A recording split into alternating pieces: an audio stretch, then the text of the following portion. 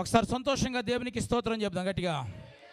యేసు క్రీస్తు పరిశుద్ధ నామమున కూడి వచ్చిన అందరికీ వందనాలు.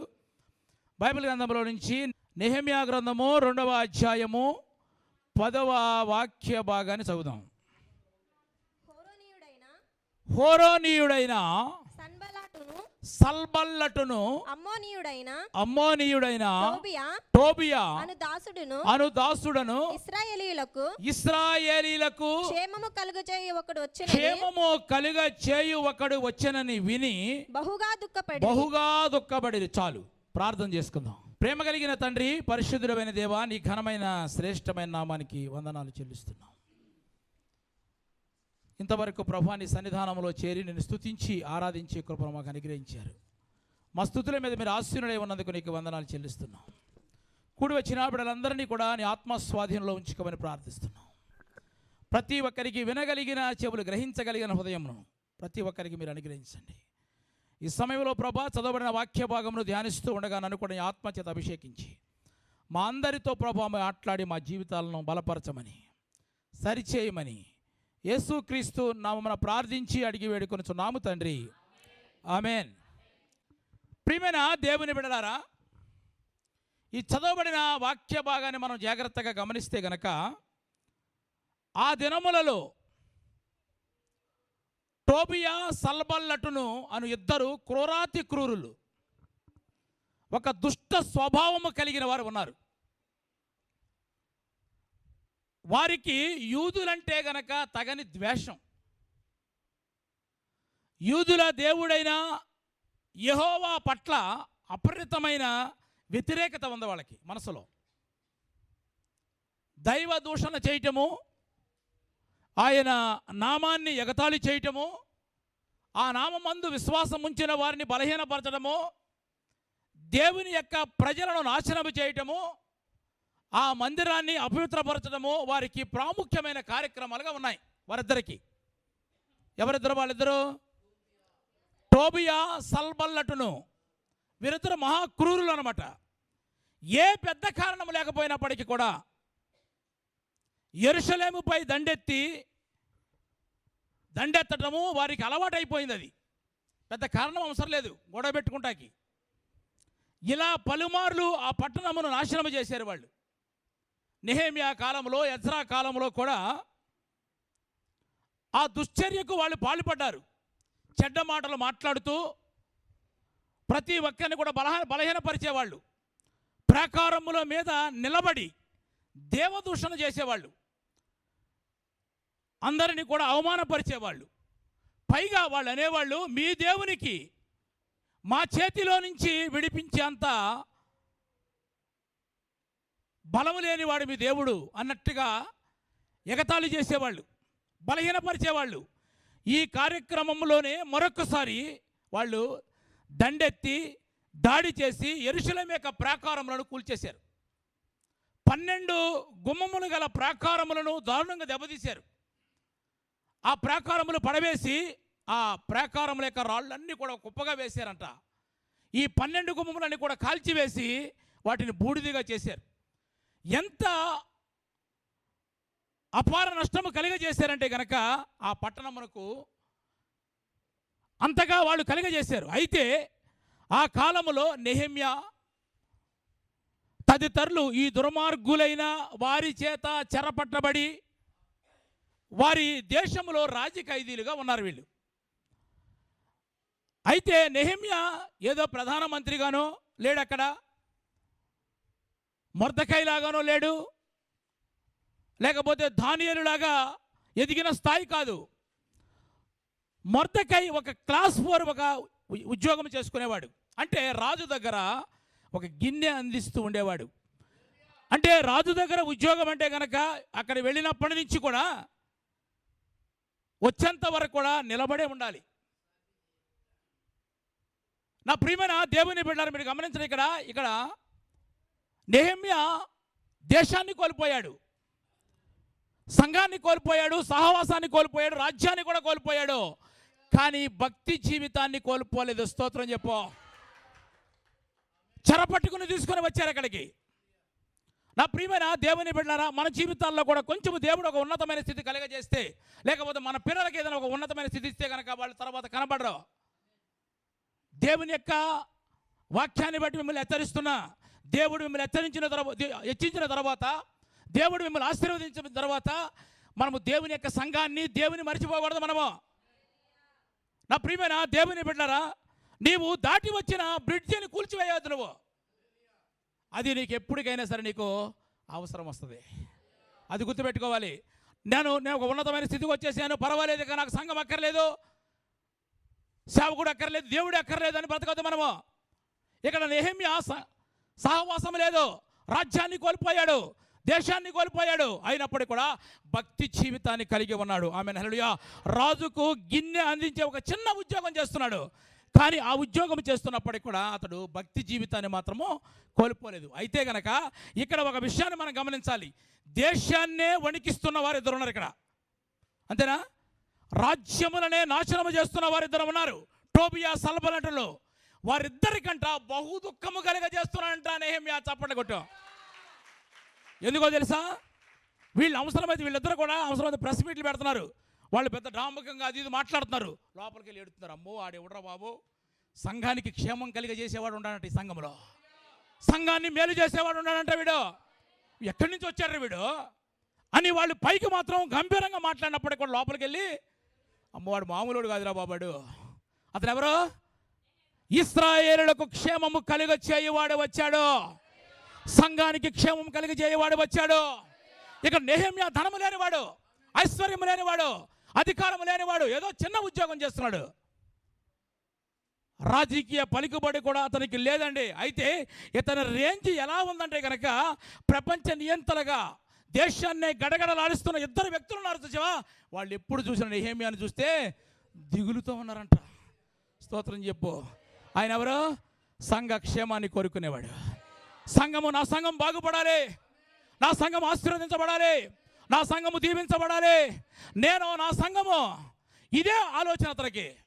నా ప్రియమైన దేవుని బిడ్డ, ఈరోజు కనుక మనం ఒకవేళ చిన్న బిడ్డలమే కావచ్చు, మనం బలహీనమే కావచ్చు, ఒకవేళ మనము బండ సందులలో పేటి పీటుల్లో ఉన్న కుందేలు పావురము లాంటి వాళ్ళమే కావచ్చు, కానీ నా ప్రియమైన దేవుని బిడ్డరా, ప్రపంచాన్ని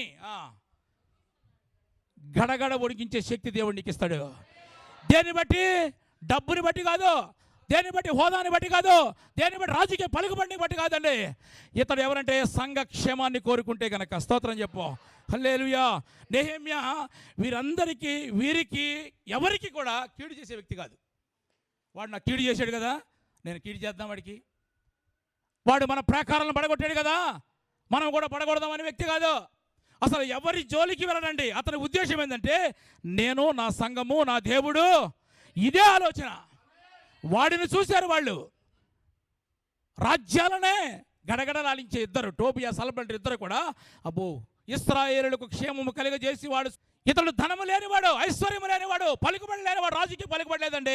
ఎమ్మెల్యేగా నేను ఒక లెటర్ తెస్తాననే వ్యక్తి కూడా కాదు, ఒక క్లాస్ 4 ఎంప్లాయ్, రాజు దగ్గర గిన్నె అందించేవాడిని చూసంట వాళ్ళు గడగడలాడిపోతున్నారు. ఎందుకో తెలుసా? ఇతడు ఇశ్రాయేలుల క్షేమము కోరుకునే వ్యక్తి, సంఘానికి క్షేమం కోరుకునే వ్యక్తి. ఎట్లా కూలుస్తావు మా సంఘం, ఎట్లా కూలుస్తావు ప్రకారాలను, మా ఊరు వచ్చి ఎలా చేస్తావు అని గొడవపడే వ్యక్తి కాదు. నా ప్రియమైన దేవుని బిడ్డలారా, ఇశ్రాయేలులకు క్షేమము కలుగజేయవాడు వచ్చాడన్న సంగతి వాళ్ళు విని అంట వాళ్ళు దుఃఖపడుతున్నారు. ఆమేన్ హల్లెలూయా.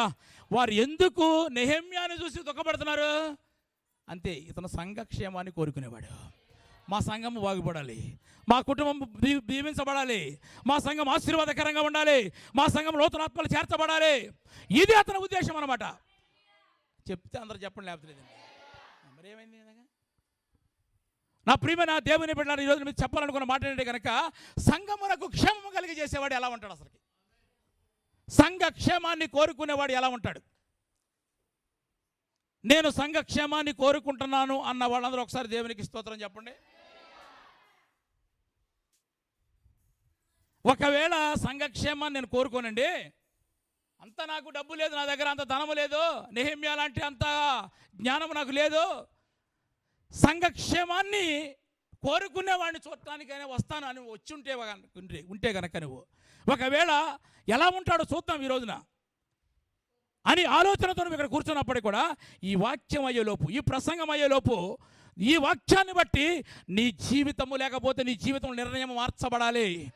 నేను కూడా సంఘానికి క్షేమాన్ని కోరుకునే వ్యక్తిగా నేను ఉండాలని ఆశ నీకు రావాలి. ఆమేన్. కాబట్టి నా ప్రియమైన దేవుని బిడ్డలారా, ఈరోజు మీరు చెప్పాలనుకున్న మాట ఏంటి కనుక, సంఘ క్షేమాన్ని కోరుకునే వ్యక్తి ఎలా ఉంటాడు? అతన్ని చూస్తే వాళ్ళకి భయపడిపోతున్నాడు. ఎందుకంటే అమ్మో వీడు మామూలుడు కాదు, నేను నా సంఘము నా దేవుడు ఇదే, ఇక ఎవడు కీడు చేసే వ్యక్తి కూడా కాదు. అతనికి చెరపట్టుకుని వచ్చిన వ్యక్తి, అలాంటి వ్యక్తి టోబియా సల్మంటారు. అతను చూసిండ్రా ఎప్పుడు చూసిన దిగులనమాట.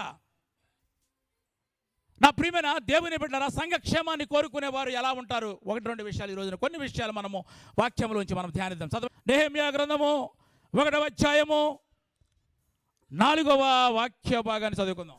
ఈ మాటలు విన్నప్పుడు నేను కూర్చుండి ఏడ్చి కొన్ని దినములు దుఃఖముతో ఉపవాసం ఉండి ఆకాశమందలి దేవుని ఎదుట విజ్ఞాపన చేసి తిని. స్తోత్రం చెప్పు. నా ప్రియమైన దేవుని బిడ్డలారా, సంఘ క్షేమాన్ని కోరుకునేవాడు. మా సంఘం అండి ఇది, మా సంఘము దీవించబడాలి, మా సంఘం ఆశీర్వదించబడాలి, మా సంఘంలో నూతనాత్మలు చేర్చబడాలి, నా కుటుంబం దీవించబడాలి అనుకునే వారికి ఈ మాటలు. ఇక్కడ నెహెమ్యా వేరే దేశంలో ఉన్నాడు, అతని దేశం కాదు అది. రాజదర్బారులో దర్జాగా ఉద్యోగం చేసుకున్నాడు, ఏదో చిన్నదో పెద్ద చేసుకున్నాడు కదా. కడుపులో నీళ్లు కదలకుండా ఒక మంచి డ్యూటీ చేసుకుంటాడు. ఆమేన్. అయితే ఒక రోజున వాళ్ళ ఊరు నుంచి కొంతమంది వచ్చారు. వచ్చేప్పటికి ఊరు నుంచి చుట్టాలు వచ్చారనుకోండి, నువ్వేం అడుగుతావు? అందరూ బాగుండరా? మన ఊళ్ళో అందరూ ఎట్టున్నారు? పాస్టర్ గారు ఎట్టున్నాడు అడుగుతారా? అట్లాగా అడిగాడు.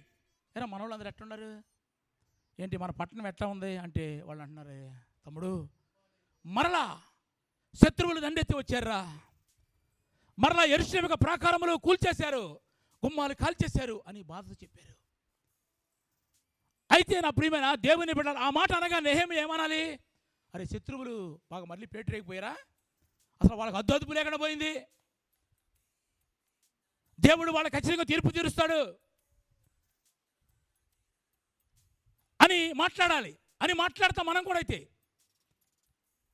లేకపోతే ఒక పాస్టర్ గారు ఒకవేళ వాళ్ళు ఉన్న ఊర్లో ఆ సంఘానికి ఏదైనా ఎవరైనా శత్రువులు డ్యామేజ్ చేస్తే కనుక, ఆ సంగతి మనకు తెలిస్తే కనుక, మనకు బాగా తెలిసిన పాస్టర్ అయితే కాశీ బ్రదర్ వినాలి, తెలిస్తే కనుక మనం ఫోన్ చేసి అప్పటికప్పుడే, అయ్యగారు ఇట్లా శత్రువులు వచ్చి ఇట్లా పాడు చేశారంట, నాకు తెలిసింది, బాధపడకండి, మేము ప్రార్థన చేస్తాం, అవసరమైతే తలకు రూపాయి వేసుకుని మరలా కడదాం అని చెప్తారు మామూలుగా అయితే జనరల్గా. కానీ నెహెమ్యా ఏం చేశాడు తెలుసా? ఈ మాటలు వినగానే, ఏ మాటలు వినగానే, యెరూషలేము యొక్క ప్రాకారములు కూల్చబడ్డాయి, వారి గుమ్మములు కాల్చబడ్డాయని ఈ మాట వినగానే ఉన్న చోటనే కుప్ప కూలిపోయాడు. స్తోత్రం చెప్పు, గట్టిగా చెప్తే వెనక మనం ఉన్నందరూ కూడా. మీరు బైబిల్ చదివితే నేను ఎందుకేక, మీరు బైబిల్ ఆదికాండం నుంచి ప్రకటన వరకు చదువుకుంటే చదువుకుందాం, మన అందరం కూర్చొని బైబిల్ స్టడీ పెడదాం. ఈ మాటలు వినగానే ఉన్న చోటనే కొన్ని దినములు ఏడ్చాడంటండి. చెప్దాం గట్టిగా. అంటే ఉన్న చోటనే కుప్ప కూలిపోయాడు. కొన్ని రోజులు ఏడ్చాడంటే కనుక కాలకృత్యాలు లేవో, బ్రష్ చేసుకుంటాం లేదో, ఉన్న చోటనే కూర్చుండి ఉపవాసం ఉండి కొన్ని రోజులు ఏడ్చాడంటే దేవుని సంఘము పట్ల, దేవుని సేవ పట్ల, దేవుని మందిరం పట్ల ఎంత ప్రేమ, ఎంత భారం ఉందో నెహెమ్యాని బట్టి అర్థమవుతుంది. ఇదిగో మన సంఘానికి పరిస్థితి వచ్చింది ఇప్పుడు కదా, ఇలాంటి పరిస్థితి వచ్చింది సంఘంలో, ఈ పరిస్థితులు ఉన్నాయి, ఇదిగో ఆ సంఘము చూస్తే ఎలా ఉంది అని ఆత్మ ప్రేరేపణ కలిగిన వారు ప్రార్థన చేయమన్నామనుకోండి, ఒకరినొకరు చూసుకుంటారు. అంటే ఏంటి? నీకు భారము ఉన్న వ్యక్తి అయితే కనుక నువ్వు ప్రార్థన చేయవా? ఇలా ఉందండి తమ్ముడు, ఇలా ఉంది, ప్రార్థన ఇలా చేయండి. మరలా సంఘాన్ని మనం కట్టుకోవాలి, యెరూషలేము ప్రాకారం మనం కట్టుకోవాలి. మనము ఉన్న బలాన్ని అక్కడే కూలిపోయాడు. ఒక్క రోజు కాదండి, ఒక గంట కాదండి, కొన్ని దినములు అలాగే ఉపవాసం ఉండి కన్నీరు కార్చేశాడు. అంటే నా ప్రియమైన దేవుని బిడ్డలారా, నా సంఘము దీవించబడాలి, నా మందిరం ఆశీర్వాదకరంగా ఉండాలి, నా సంఘానికి నేను క్షేమం కలిగించే వ్యక్తిగా ఉండాలనుకున్న ప్రతి ఒక్కరు కూడా దేవుని మందిరం పట్ల అణుచుకోలేనంత భారం ఉండాలండి, అపరితమైన ప్రేమ ఉండాలి. అప్పుడే సంఘాన్ని మనం కట్టుకోగలుగుతాం. ఆమేన్, హల్లెలూయా. నా ప్రియమైన దేవుని బిడ్డ, సంఘమునకు క్షేమం కలిగజేసేవాడు ఎలా ఉంటాడంటే కనుక దేవుని సంఘం పట్ల, దేవుని మందిరం పట్ల అపరితమైన ప్రేమ ఉండాలి మనకి. ఆ ప్రేమ ఉండాలి, ఆ భారం ఉండాలి. ఆ భారం ఉండేపాటికి ఏం చేశాడు? నేనేదో 100 రూపాయలు ఇస్తాలి, 1000 రూపాయలు ఇస్తాను, పాస్ట్ ఈ డబ్బులతో అవదు పనిది. అవుద్దా? సేవలో ధనముతో అన్ని పనులుగా గుర్తుపెట్టుకోండి మీరు. నేను 1 లక్ష ఇస్తాను, చేసుకోమని, కట్టుకోమని అవదు. నీవు ముఖ్యమా, లేకపోతే నీవు గొప్ప, లేకపోతే నువ్వు ఇచ్చే కాను గొప్ప? చెప్పండి. నీవు కావాలి సంఘానికి, నీవు కావాలి దేవునికి. కొన్ని దినములు అలాగే ఉన్న చోటనే పడి కుప్ప కూలిపోయి ఉపవసించి ఆయన కన్నీరు కార్చినట్టుగా మనం చూస్తున్నాం. నా ప్రియమైన దేవుని బిడ్డ, ఈ వాక్యాన్ని విన్నప్పుడు మీకు నేను ఈ వాక్యాన్ని బట్టి మనవి చేస్తున్నాను ఏంటంటే, దేవుని మందిరం పట్ల మనకు ఒక భారం ఉండాలండి. దేవుని మందిరం పట్ల ఒక ప్రేమ ఉండాలి మనకి. ఇదిగో పరిస్థితులు ఎలా ఉన్నాయి మీ అందరికీ తెలుసు. అందరం ప్రార్థన చేద్దాం. ప్రేరేపణ కలిగిన వారు ప్రార్థన చేద్దాం. అంటే ఎంతమంది భారం కలిగి ప్రార్థన చేస్తారు చెప్పండి? రేయ్, ఎంతమంది భారం కలిగి ప్రార్థన చేస్తారు? ఒకళ్ళ మొక్కలు ఒకళ్ళు చూసుకుంటారు.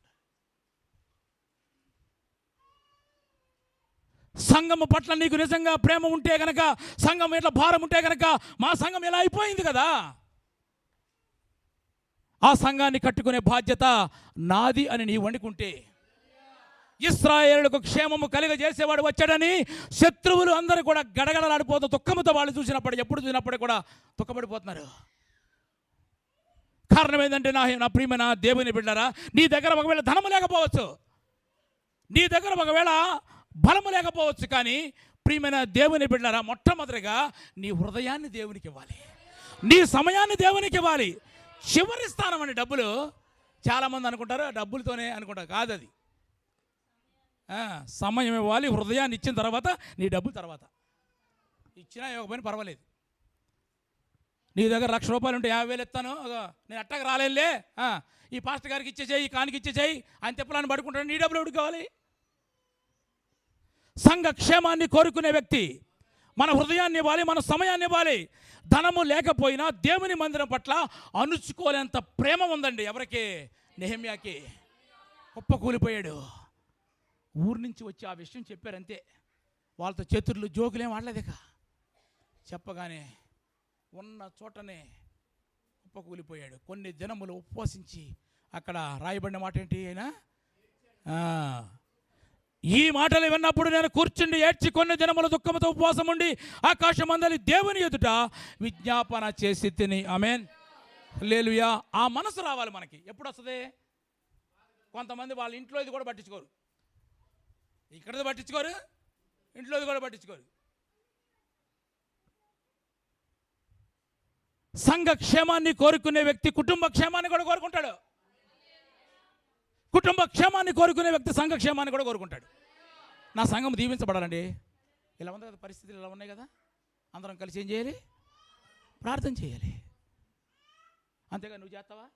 చెయ్యి, అయిపోయింది మొత్తానికి వాళ్ళ ప్రార్థన. అది కాదు కదా, అది భారం అనరు, అది బాధ్యత అనరది. కనుక నా ప్రియమైన దేవుని బిడ్డలారా, ఇశ్రాయేలు క్షేమము కలుగజేసేవాడు నెహెమ్యాకున్న మొట్టమొదటి లక్ష్యం ఏంటి తెలుసా?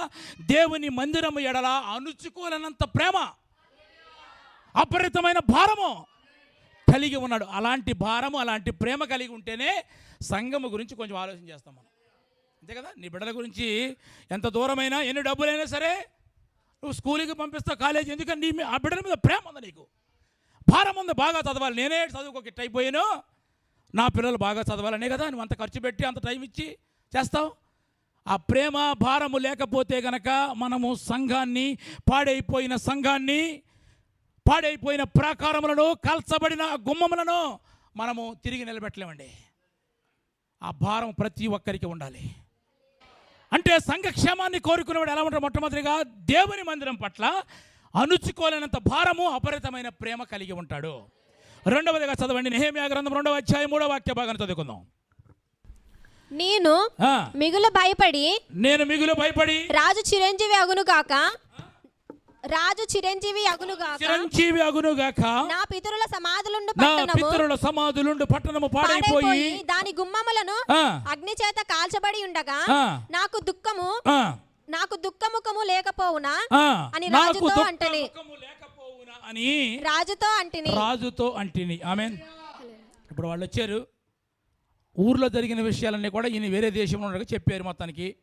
అయ్యా నా మందిరం ఇలా అయిపోయింది, సేవ సరిగ్గా జరగట్లేదు, ఇలా అనేప్పటికీ వెంటనే ఏడ్చాడు. ఆ ఏడుపు ముఖంతోనే డ్యూటీకి వెళ్ళాడు, ఏడ్చేడ్చి వెళ్ళాడు. అంతే కదా. ఇప్పుడు ఇంట్లో ఏదైనా గొడవ అయింది అనుకోండి, ఏడ్చి నువ్వు ఎక్కడికి వెళ్తే నీ ముఖాన్ని గుర్తుపడతారు లేదా?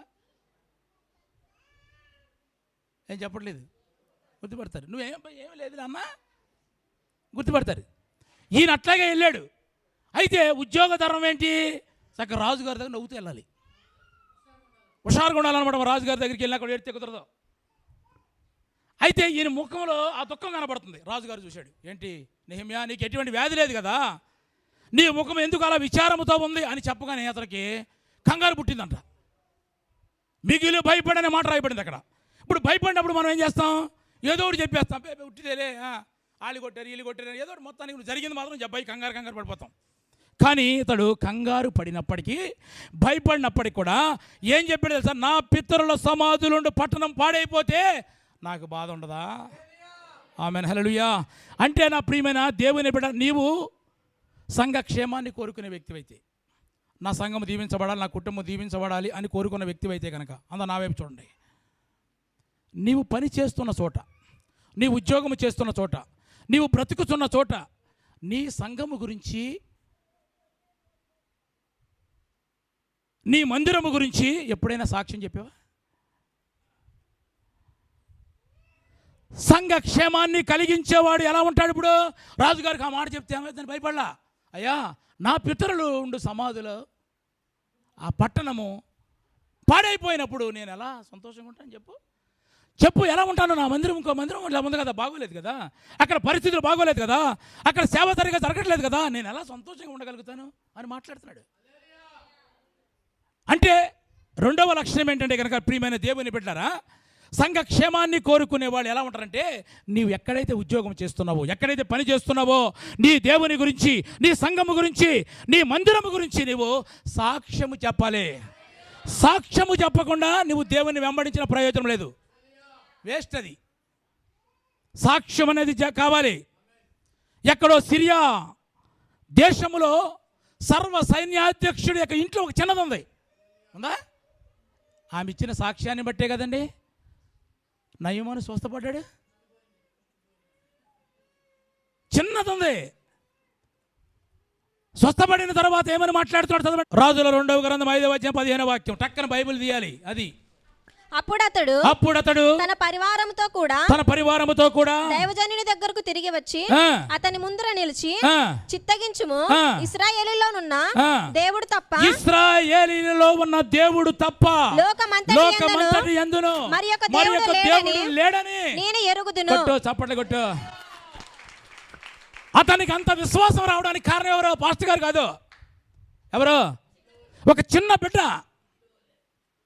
ఇంట్లో వాళ్ళు కూడా కాదు, చెరపట్టుకుని తీసుకొని వచ్చారు ఆమెనే. దేశము కాని దేశములో అంటే ఏంటి? ఇప్పుడు సిరియా దేశములో ఉండి ఇశ్రాయేల్ దేవుని గురించి చెప్పే దమ్మున్న బిడ్డ ఆమె. ఆమేన్. మన పక్కనోడిగా చెప్తే ఎప్పుడన్నా మా సంఘం ఇలాంటిది, మా సంఘంలో ఉన్న వారికి ఒక విషయం చెప్తే కనుక దాన్ని అయిపోయేందుకు ప్రార్థన చేస్తారు, భారం కలిగి ప్రార్థన చేస్తారు. మా పాస్టర్ గారు బాధ్యతతో సేవ చేస్తున్నాడు, ఒక్కసారి రండి అని ఎవరికైనా చెప్తారా? ఇశ్రాయేలు దేశములో ఆమె ఇప్పుడు ఎక్కడుంది? ఇప్పుడు సిరియా దేశంలో ఉంది. సిరియా దేశంలో ఉండి ఇశ్రాయేలు దేశము గురించి, వాళ్ళ దేవుడి గురించి, వాళ్ళ పాస్టర్ గురించి ఇక ఏమని చెప్తుంది? మొహమాటలని చెప్తుంది. మా పాస్టర్ దగ్గరికి వెళ్ళి ప్రార్థన చేసుకో. ఆమేన్, హల్లెలూయా. ఆ దమ్ము ధైర్యం కావాలి మనకి. సంఘ క్షేమాన్ని కోరుకునేవాడు నీవు చేస్తున్న పని దగ్గర, ఉద్యోగం దగ్గర, లేకపోతే డ్యూటీ దగ్గర ఎక్కడున్నప్పటికీ కూడా నీ సంఘాన్ని గురించి ఎప్పుడు చెప్తావా? నీకే పేరు తెలవదు. నీ పాస్టర్ గురించి చెప్తావు నువ్వు? మా సంఘ సభ్యులు ఇలా ప్రార్థన చేస్తారు భారం కలిగి చెప్తావు నువ్వు? ఈయనేమంటాడు? కంగారు పడిపోయి బిగిలి పడిపోయినప్పుడు కూడా ఏమని మాట్లాడుతున్నాడు? నా పితరుల సమాధులను పట్టణం పాడైపోతే నాకు బాధ ఉండదా? సంఘ క్షేమాన్ని కోరుకునేవాళ్ళు. మన సంఘము పట్ల, దేవుని మందిరం పట్ల అపరితమైన ప్రేమ, భారం ఉండాలి. రెండవదిగా, నువ్వు ఎక్కడ ఉన్నప్పటికీ కూడా నీ సంఘము గురించి సాక్ష్యం చెప్పాలి. చెప్తే కదా. సాక్ష్యము చెప్పకుండా, ఒక మాట చెప్తాను నేను, నువ్వు వెంబడిస్తానని యేసు ప్రభు వద్దంటాడు. యేసు ప్రభు వారు గెరాసీను దేశంలోకి వెళ్ళాడు. 6,000 దెయ్యములు పట్టినాడు ఉన్నాడు అక్కడ. ఏంటి? ఒకడు పడితేనే తట్టుకోలేము మనం. సముద్రం దాటి వెళ్ళాడు, వాడిని స్వస్థపరిచాడు. స్వస్థపరిచిన తర్వాత ఏమన్నాడు తెలుసా? నేను నీ అంటే వస్తానంటాడు. అరే నువ్వు నా అంటే ఎందుకు దండగా? నువ్వు ఎంతవరకు ఎంతమందిని గాయపరిచావో, ఎంతమందిని గాజు పెంకుల ద్వారా గీర్చేసావో, సంఖ్యలతో బంధిస్తుంటే కనుక ఎంతమందిని కొట్టావో. అరే మంచి బట్టలు వేసుకోవాలంటే తిరగబడి కొట్టావు కదా, ముందు వాళ్ళ దగ్గరికి వెళ్ళి సాక్ష్యం చెప్పరా. గట్టిగా చెప్తే బాగుండు. నువ్వు నన్ను వెంబడి ఏం చేస్తావు? ముందు నా దగ్గర కొంచెం చేస్తావు రొట్టెలను ఇవి దొరుకుతానా?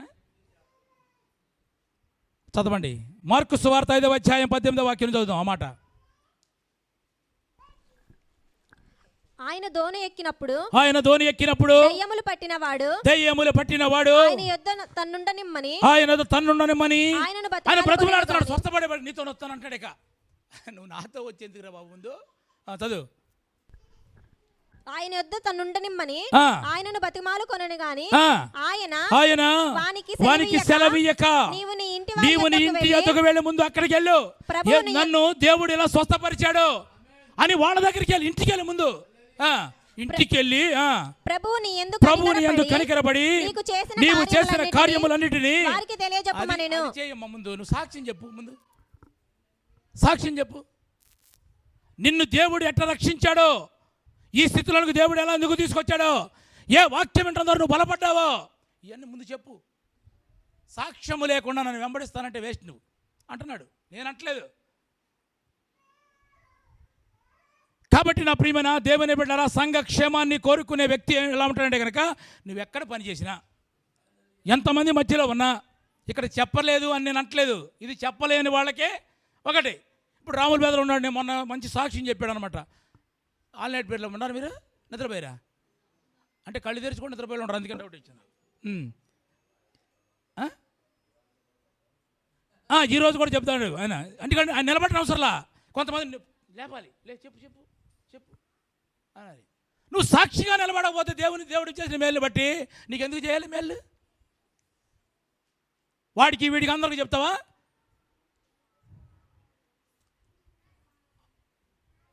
నీతో వస్తానంటే ఏమన్నాడు?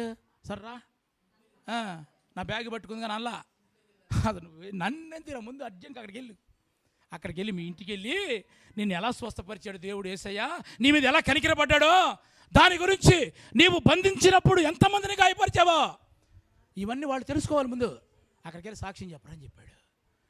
కాబట్టి నా ప్రియమైన దేవుని బిడ్డలారా, సంఘ క్షేమాన్ని కోరుకునేవాడు కుటుంబ క్షేమాన్ని కోరుకునేవాడు కూడా అంతే కదా.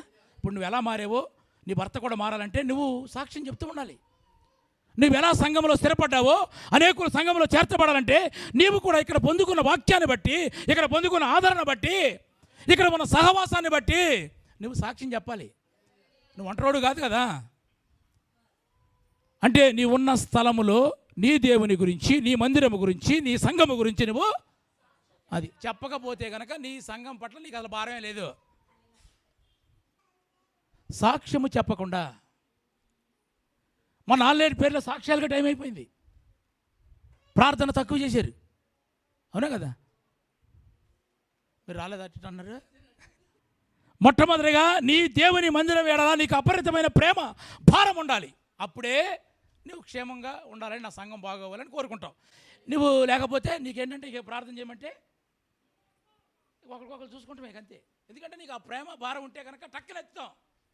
అలా మీరు కూడా ఏం చేయాలి? ఇప్పుడు ఇక కొన్ని దినములు ఉపవాసించి, లేకపోతే ఒకరోజు ఉపవాసం ఉండి ప్రత్యేకంగా ఉపవాస ప్రార్థన నెలకు ఒకటి పెడితే ఆ రోజు కూడా తెల్ల పేపరే. భారం ఉన్న వ్యక్తి అయితే నువ్వు వస్తావు లేదా? బాధ్యత ఉన్న వ్యక్తి అయితే నువ్వు వస్తావు లేదా? అదే నీ బిడ్డ పెళ్లి జరుగుతుంది, పలానా నీ గురించి ప్రార్థన పెడితే వస్తావు లేదా? మరి దానికి ఉన్న బాధ్యత దీనికి ఎందుకు ఉండదు? సంఘము క్షేమంగా ఉంటే కదా నీ కుటుంబం క్షేమంగా ఉండేది. ఆ భారము బాధ్యత మనకు ఉండాలి. ఎక్కడ ఉన్నప్పటికీ కూడా నీవు నీ సంఘము గురించి, నీ మందిరం గురించి, నీ సేవకుల గురించి, నీ దేవుని గురించి, నా దేవుడు గొప్ప దేవుడు అండి, నా దేవుడు ప్రేమ కలిగిన వాడు, మా సంఘంలో ఉన్న విశ్వాసులందరూ కూడా భారం కలిగి ప్రార్థన చేస్తారు, మా పాస్టర్ గారు బాధ్యత కలిగి సేవ చేస్తున్నాడు, ఒక్కసారి రండి అని పిలుస్తారా? అది లేకపోతే సంఘ క్షేమాన్ని కోరుకునే వ్యక్తులుగా మనం ఉన్నాం, వచ్చి వెళ్ళిపోయే వ్యక్తులమే మనం. నేను నీ వెంబడే వస్తా, నీతో ఉంటా అన్నాడు. దేలు వదిలిపెడితే నువ్వు నా దగ్గర వదిలే ముందు అర్జెంట్కి వెళ్ళి ఇంటికి వెళ్ళి అక్కడ సాక్ష్యం చెప్పు. కాబట్టి మొట్టమొదటిగా ఏంటి? దేవుని మందిరం ఎడల భారము ప్రేమ కలిగి ఉండాలి. రెండవదిగా నీ ఉన్న చోట నీ సంఘము గురించి, మందిరము గురించి, నీ సేవకుల గురించి సాక్ష్యం చెప్పాలి నువ్వు. చివరిగా మరొక మాట చదవండి, నెహెమ్యా గ్రంథం 2వ అధ్యాయం 17వ వాక్యం. అయితే వారితో నేనిట్లాంటిని, జాగ్రత్తగా, వారితో నేను ఇట్లాంటిని, మనకు కలిగిన శ్రమ మీకు తెలిసి ఉన్నది. మనకు కలిగిన శ్రమ మీ అందరికీ తెలుసు. జాగ్రత్తగా, మనకు కలిగిన శ్రమ పరిస్థితులన్నీ కూడా మీ అందరికీ తెలుసు. ఇక్కడ వాక్యం ఉంది అక్కడ. యెరూషలేము ఎట్లు పాడైపోయెను, దాని గుమ్మములు అగ్ని చేత ఎట్లు కాల్చబడెను మీరు చూచి ఉన్నారు. మనకు ఇక మీదట నింద రాకుండా యెరూషలేము యొక్క ప్రాకారమును మరలా మనకు ఇక మీదట నింద రాకుండా, జాగ్రత్త, యెరూషలేము యొక్క ప్రాకారములు తిరిగి కట్టలేకపోతే, ఆ సంఘాన్ని కాపాడుకోలేకపోతే, విశ్వాసులను మరలా నువ్వు తీసుకుని రాలేకపోతే, నింద మన మీద ఒకటి వస్తుంట. నా ప్రియమైన దేవుని బిడ్డలారా, ఇక్కడ చూడండి, గోడ కూల్చింది వాడు, గుమ్మములు కాల్చింది ఆడు. ఈయన వేరే దేశంలో ఉన్నాడు. ఎవరు? నెహెమ్యా. ఉండి ఈయన బయలుదేరి ఇక్కడికి వచ్చాడు. ఈ సంగతి తెలవగానే వచ్చేసి సంఘస్థులందరూ పోగు చేసి వాళ్ళతో ఏమంటున్నాడు తెలుసా? ఇక మీదట మనకు నింద రాకుండానట్లు ప్రాకారములను కట్టుదము రండి. ఆమేన్. నింద ఎందుకు వస్తుంది చెప్పండి? నింద ఎందుకు వస్తుంది? పడగొట్టింది వాడు, తగలబెట్టింది వాడు, నువ్వెక్కడో పొరుగురులో ఉన్నావు, నీకెందుకు అంత నింద ఎందుకు వస్తుంది చెప్పండి? మనకు నింద రాకుండా ఉండాలి. ఎందుకో తెలుసా?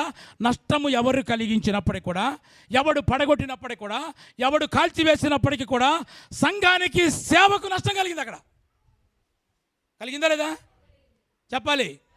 కలిగింది. అది మనందరికీ తెలుసు. ఇంతమంది ఉండి, ఇన్ని కుటుంబాలు ఉండి, ఇన్ని సంఘాలు ఉండి, ఇంత సమూహము ఉండి, ఆ పాడైపోయిన ఆ సంఘాన్ని కట్టుకోలేకపోయారా వీళ్ళు అని ఒక నింద మన మీదకి వస్తుంది. వస్తారదా? ఇంతమంది ఉన్నారు కదా, ఇన్ని కుటుంబాలు ఉన్నాయి కదా, ఇన్ని సంఘాలని చెప్పుకుంటారు కదా, ఆ సంఘాన్ని కట్టుకోలేకపోయారండి వీళ్ళు అని నింద రాదా? ఆ నింద రాకుండానట్లు మనము మరలా తిరిగి ప్రాకారములను కడదాం. గట్టిగా చెప్తాం హల్లెలూయా. నష్టము చేసింది మనము కాదు, వాడెవడో చేశాడు. కాల్చింది వాడెవడో. కానీ కలిగిన దాన్ని, అక్కడ జరిగిన దానికి, నష్టపోయిన దాన్ని తిరిగి కట్టుకోవలసిన బాధ్యత ఎవరిదే? మంది. అది ఒకవేళ కట్టుకోలేకపోతే నాది కాదులే అనుకుంటే నింద మన మీదకి వస్తుంది. వాళ్ళు చేయలేకపోయారా, ఇంతమందికి ఉండి కూడా వేస్ట్. వాడెవడో నష్టము కలిగిస్తే మనకెందుకు అనే వాళ్ళు కూడా ఉంటారు. శత్రువు నష్టం చేయకపోతే ఏం చేస్తాడు చెప్పండి? శత్రువు పడగొట్టకపోతే ఏం చేస్తాడు? కానీ మనం శత్రువు కాదుగా, మనం ఎవరో, మనల్ని ఏమన్నారు అంటారు, మనం భక్తుడు కదా. స్తోత్రం చెప్పు. భక్తుడు ఏం చేస్తాడు? పడిగొట్టిన దాన్ని కడతాడు. ఒకవేళ మరలా పడగొడితే మరలా కడతాడు. ఎన్నిసార్లు పడగొట్టినప్పటికి కూడా నువ్వు భక్తుడు కదా, వాడు శత్రువు, వాడు పడగొడతాడు, వాడు కాల్చేస్తాడు, వాడి పని అది.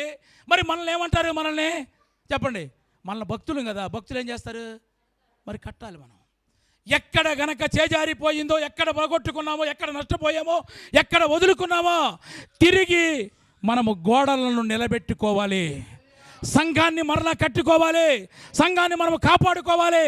పరిచర్యను మరలా మనం కట్టుకోవాలి. విశ్వాసులను మరలా మనం సమకూర్చుకోవాలి. ఒకవేళ అది చేయకపోతే గనక ఇంతమంది ఉండి కూడా సిగ్గు. ఇంతమంది ఉండి, ఇంత సమూహం ఉండి, ఇంతమంది ఉండి అక్కడ పాడైపోయిన సంఘాన్ని కట్టుకోలేదంటే కనుక నింద ఎవడకండి? అంటే ఏంటి? ఇప్పుడు నువ్వు ఎలా ఉండాలి? దేవుని మందిరం ఎడల అపరితమైన ప్రేమ, అపరితమైన భారము కలిగి ఉండి, నువ్వు ఎక్కడ ఏ స్థలంలో పని చేస్తున్నప్పుడు కూడా, నువ్వు ఉద్యోగం చేస్తున్నప్పుడు కూడా, నువ్వు బ్రతికే చోట రేయ్ కూర్చో, నీ సంఘము గురించి, నీ మందిరము గురించి, నీ సేవకుని గురించి, నీ దేవుని గురించి నువ్వు సాక్ష్యము చెప్పాలి. మూడవదిగా ఏంటంటే, నీ మీదకు నింద రాకుండా నువ్వు ఇతరులను ప్రోత్సాహపరచాలి. ఈయన ఏమన్నాడు? ఈయన ఊరే కాదు, వచ్చాడు, అక్కడ తెలవగానే వచ్చాడు, వచ్చి సంఘాన్ని అందరూ పోగేశాడు. ఏం జరిగింది అని చూశాడు. చూసిన తర్వాత అన్నాడు, మరలా కట్టుకోకపోతే మనం నింద మనకే, నింద మనకే కదా. మన మీదకు నింద, రేపటి దినాన నింద వచ్చింది అనుకోండి, దానికి దేవునికి అవమానం అది కదా. అలా ఒక్కడే ఉండడండి, కట్టుకోలేకపోయాడంటే పర్లేదు, ఊరంతా చుట్టాలే. సంసారం నిలబెట్టుకోపోతేట, కుటుంబాన్ని కట్టుకోపోతేట. నేను ముందుగానే చెప్పాను అనమాట. కొంతమంది ఏంటంటే, మేము రాలేవులేండి, మేము రాలేవులే, ఎంత కావాలి అడుగు పాస్టర్ గారికి, ఏం కావాలి? కవర్ కప్పాలా, సిమెంట్ కావాలా, లేకపోతే రోజు వెళ్తా ఒక 1000 రూపాయలు కావాలి, ఇస్తా ఒక 1,00,000 రూపాయలు తీసుకోమని ఇచ్చేసి ప్రార్థన చేసుకోమని. అది కుదరదు. నీవిచ్చే కానుక కంటే నీవు గొప్ప. దేవుని స్తోత్రం చెప్పు. అది గుర్తుపెట్టుకోవాలి మనం.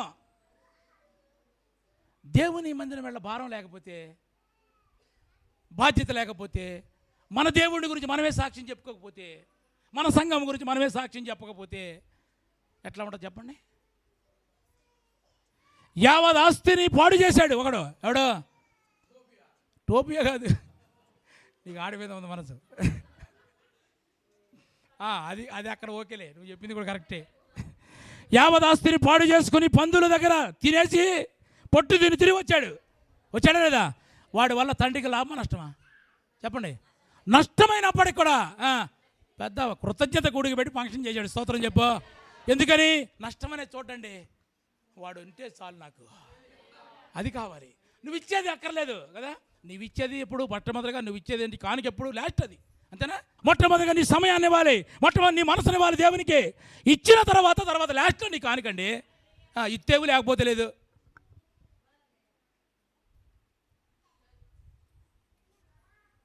కాబట్టి నీ కానుక కంటే నీవు ముఖ్యం. అది నీవు అందరం కలిస్తే, అందరం ఒకరు ప్రోత్సాహపరుచుకుని, బ్రదర్ ఇట్లా చేద్దాం అసలు అడిగిన వాళ్ళే ఉండరు కొంతమంది కదా. ఇశ్రాయేలులకు క్షేమము కలుగజేసేవాడు వచ్చాడని దేశాన్ని పాడు చేస్తున్న వారిద్దరు ఉన్నారు. వాళ్ళ హృదయంలో దడపడుతుందన్నమాట. అమ్మా అసలు వీడుంటే సంఘం దీవించబడతారా, సంఘము ఆశీర్వదించబడితే అర్జెంట్గా వీడు వెళ్ళిపోవాలి. నా ప్రియమైన దేవుని బిడ్డ, జరిగిన పరిస్థితులన్నీ కూడా మనకు తెలుసు. ఇక్కడ అదే చెప్తున్నాడు. మీ అందరికీ కూడా చదవన మాట ఏముంది అక్కడ? నెహెమ్యా గ్రంథం 2:17 వాక్యములు. అయితే వారితో నేను ఇట్లాంటిది, మనకు కలిగిన శ్రమ అంతా కూడా మీకు తెలిసే ఉంది. తెలుసు కదా, మీకు తెలుసు. ఇంకా దాంట్లో అర్థం ఉంది, ముఖం ఉంది, చూసుకుంటామే డైరెక్ట్గా. తెలుసు మీకు. తెలిసి కూడా ఆ గుమ్మములను, కాలిపోయిన గుమ్మములను నిలబెట్టలేకపోతే, పడిపోయిన ప్రాకారములు మనం కట్టుకోలేకపోతే కనుక మన మీదకి నింద వస్తుంది. ఎంతమంది ఉండి, ఇన్ని కుటుంబాలుండి ఒక సంఘాన్ని నిలబెట్టుకోలేకపోయారు. రాదా చెప్పండి? వస్తుంది. ఈయనకి అవసరమా? ఎక్కడో ఉన్నాడండి, రాజు దగ్గర ఉద్యోగం చేసుకుంటున్నాడు, ఏది కావాలని రాజుగారు ఇస్తాడు. ఇప్పుడు ఈ ఊరి గురించి అవసరం ఆయనకి. కానీ ఎంత భారము కలిగి రాజుగారు అడిగాడు, ఏంటి ఇలా ఉన్నామనగానే ఏదో తప్పించుకోలేదు, ఆయన ఉండా చెప్పేశాడు. నా పితరుల సమాధులుండి పట్టణం పాడైపోతే నాకు దుఃఖం ఉండదా? నాకు బాధ ఉండదా?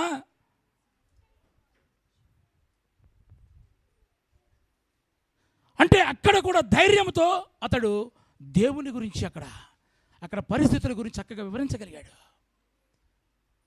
మూడవదిగా, మనము దేవుని సంఘం ఎడల క్షేమము కలిగిన వ్యక్తిగా ఉండాలంటే కనుక ఏం చేయాలి? మనము ఇతరులను ప్రోత్సాహపరచాలి. నేను రానులే, లేకపోతే ఈ వారానికి నువ్వు వెళ్ళు, లేకపోతే వెళ్ళు, మనం అందరం కలిసి వెళ్దాం, ఒక ఉపవాస ప్రార్థన పెడదాం. నిందొచ్చేదాకా ఎందుకు అంత నిందొచ్చేదాకా ఎందుకు చెప్పండి? మనం చేయగలుగుతాం కదా, చేయగలిగినంత వరకు చేస్తాం మనం. ఇప్పుడు చేయలేనంత భారం దేవుడే మన మీద ఏం పెట్టడు, పెడతాడా? నా కాడి సులువైనది, అది తేలిగ్గా ఉంటుంది అంటాడు. నువ్వేమైనా కాడి అనగానమో చాలా బరువు ఉంటుంది అనుకుంటాను. నువ్వు మోత్తేగా తెలుస్తాకి. స్తోత్రం. అది చాలా ఈజీ. దేవుని పని చేయటం ఈజీ అని కాదు, కానీ దాంట్లో ఉన్న ఆనందము, దాంట్లో ఉన్న సంతోషము, ప్రతిరోజు నూతన బలము. మీరందరూ వద్దన్న ప్రార్థన చేస్తారు మా కొరకు. ఆమెన్. ఇక చాలు మాకు, అంతేనా? కాబట్టి ఏంటంటే సంఘములో ఉన్నవారు ఒకరిని ఒకరు ప్రోత్సాహపరుచుకోవాలండి. ఆయన అదే చెప్తున్నాడు, అందరూ పోగేసి పరిస్థితి ఎలా ఉంది మీకు తెలుసు కదా. కాబట్టి మనం ఏం చేయాలంటే, ఒకవేళ చేయలేకపోతే కనుక మన మీద నింద వస్తుంది. కాబట్టి నింద రాకుండా మనందరం వెళ్ళి మరలా వాడు శత్రువు పడేస్తాడు, మరలా పడేస్తాడు, వచ్చిన డిస్టర్బ్ చేస్తాడు, అవసరమైతే అక్కడే ఉంటాడు. కాబట్టి కానీ వాడు ఎన్నిసార్లు పడగొట్టినా అన్నిసార్లు కట్టాలి. ఎందుకో మనల్ని భక్తులు అంటారు. అది లేకపోతే మనల్ని కూడా శత్రువు అంటాడు. మనం శత్రువుమా భక్తులమా? నిజంగా కట్టాలి.